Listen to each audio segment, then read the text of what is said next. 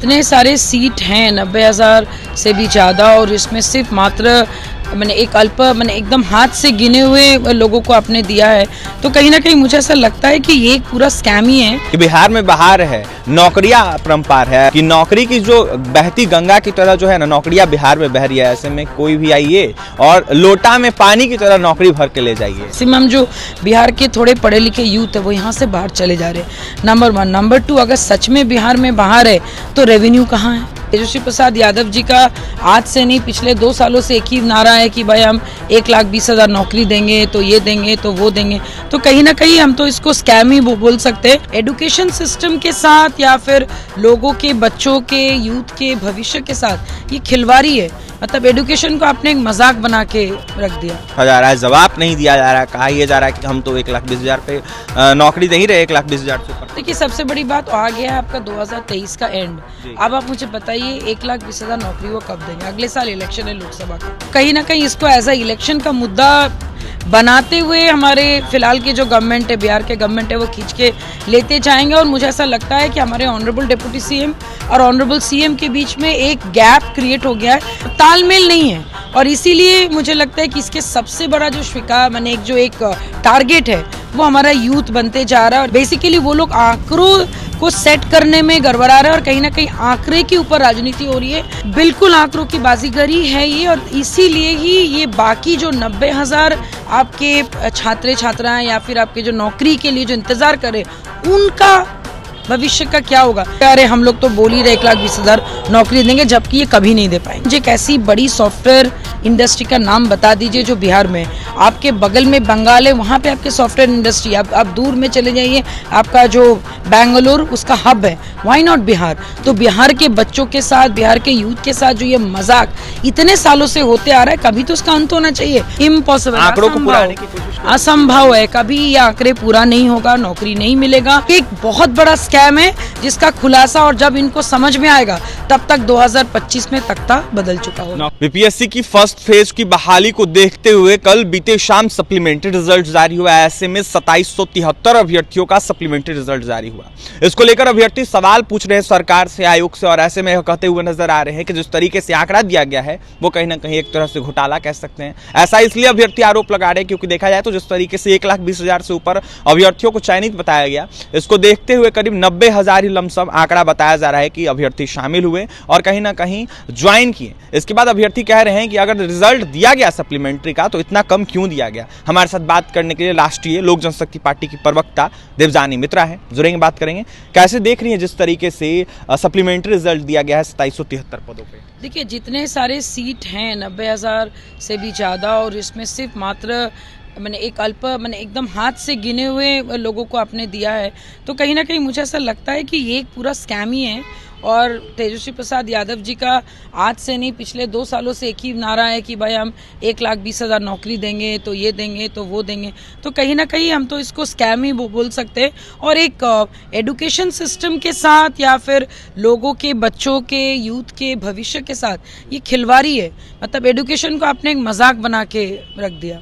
लेकिन लगातार आयोग से पूछा जा रहा है, सरकार से पूछा जा रहा है, जवाब नहीं दिया जा रहा है। कहा यह जा रहा है कि हम तो 1,20,000 पे नौकरी दे ही रहे, 1,20,000 से ऊपर। देखिए, सबसे बड़ी बात आ गया है आपका 2023 का एंड।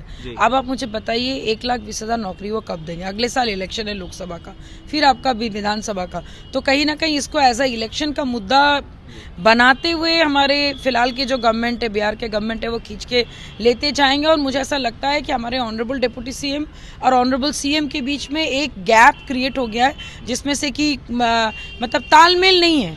और इसीलिए मुझे लगता है कि इसके सबसे बड़ा जो स्वीकार मैंने एक टारगेट है वो हमारा यूथ बनते जा रहा है। और इसीलिए कभी क्या कहते हैं, इतने लोगों को ये आपका मतलब नौकरी का नाम ये हो रहा है, आपको दिया जा रहा है, या फिर कभी कहा जा रहा है कि नहीं हम लोग सबको नौकरी देंगे।